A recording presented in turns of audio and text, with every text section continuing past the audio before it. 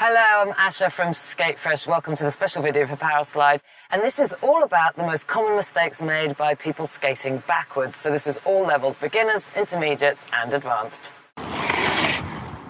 So for new backward skaters, the first most common problem is having incorrect knee bend and their weight on the back of the skate. So this is what I mean. So instead of being correctly with knees bent, body up, weight on the front ball of the feet, this would be the correct stance. What they do is they straighten their knees a bit, the weight is a bit on the heels, and usually they don't even stride. They do some kind of lemoning technique, which means they don't get any propulsion, okay? So once again, let's look at those moving. So you should be down with your knees over your toes, striding in an inverted V, and cruising in the ready position, feet parallel, weight on the front. The reason you want your weight on the front is so that your heels are lighter and you can steer. The next problem for new backward skaters is not learning to steer properly. And this usually comes from the first problem. And this is the problem with skating. One problem creates another problem. So if their weight is on their heels, they're not going to be able to steer their heels properly. Okay, so we want the weight on the front so the heels are lighter. So the way we should be steering is, let's say your skates are coming towards each other, you can steer the heels out and you can get this kind of detail of never crashing your heels together, which is obviously how you trip yourself up going backwards. So what people get wrong is this: as the skates come in, instead of steering, they lift the foot out of the way and they just keep lifting it. And this just means you're not steering, okay? What you're doing is avoiding a crash, okay? So for intermediate level skaters, the biggest problem I see is people not lifting their skates off the floor. So people tend to kind of, do some kind of lemoning method and keep both skates on the floor, and skate backwards at higher speeds in that way. Now, the problem with that is that we really should be lifting your skates and striding whilst you skate backwards, just like you would if you were skating forwards, okay? Only by shifting our weight from one foot to the other do we create propulsion. And think about it, would you skate forwards like this as an intermediate level skater? Probably wouldn't, would you? It's kind of inefficient. It doesn't look so cool.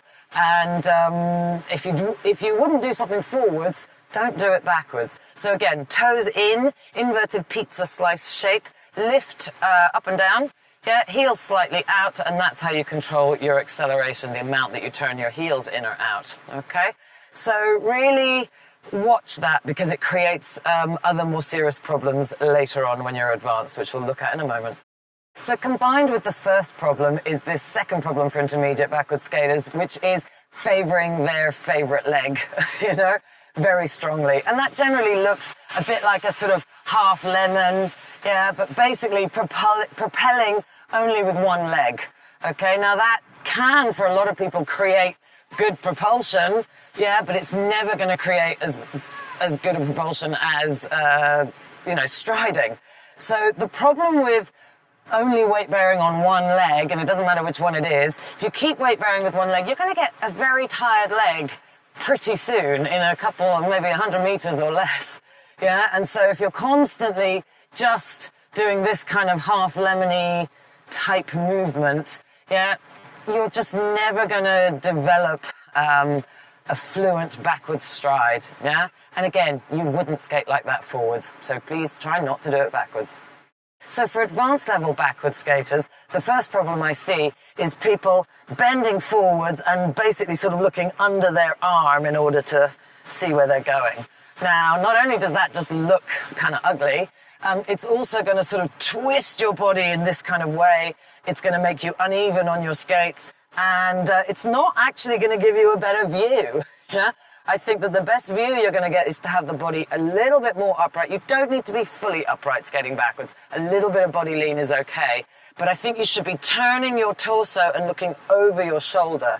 So this way, if I turn my torso and look over my shoulder, I get a much bigger view of where I'm going, So advanced skaters, I see a lot of this happening, which is heavily weight bearing on one foot, and it's the leading leg that is heavily weight bearing. Now, the problem with this is if you hit a manhole cover or a crack, you're going to go over onto your head. So if anything, you should be weight bearing on the trailing leg. This would be the safest place to hit an obstacle with. But be really careful in this position. You should only be here if you're doing the inverted T to slow down. So the final problem for advanced backwards skaters is using only the backwards crisscross method. So the problem with backwards crisscross is whether you do it weight on the leading leg or the trailing leg, doesn't matter, we've looked at that already, but it's the 50-50 backwards crisscross that is really problematic. Now the problem with this is it's not very efficient. So for example, would you skate forwards in continuous forward crisscross for a long time and think it was useful and good? You wouldn't, right? So my usual rule with things, if you wouldn't do it forwards, don't do it backwards. So the alternative for backwards crisscross is to do, there's two options, okay? Here's the easier one. One crossover and then a parallel turn to see where you're going. Step out, one crossover, parallel turn. Step out, one crossover, parallel turn. Now this is a pre-exercise for crossovers and cross-unders. Yeah, one crossover, one parallel turn. One crossover, one parallel turn, okay?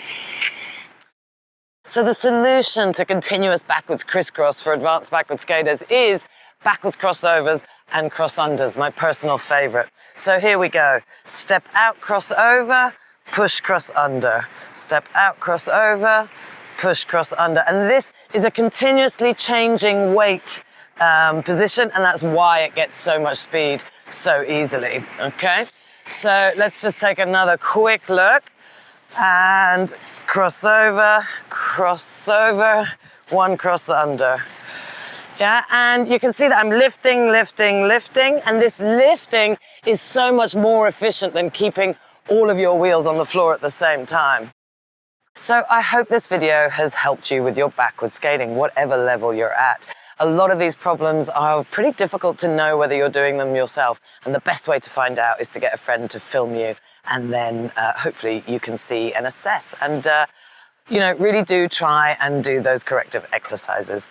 Okay, so that's it from me for today. Please do subscribe to the Powerslide YouTube channel and mine as well. That way you will be notified whenever we put up any new content. So good luck with your backward skating. Let me know in the comments below how you get on, and I will try and help you out further. Lots of love from Brighton. Take care. Bye-bye.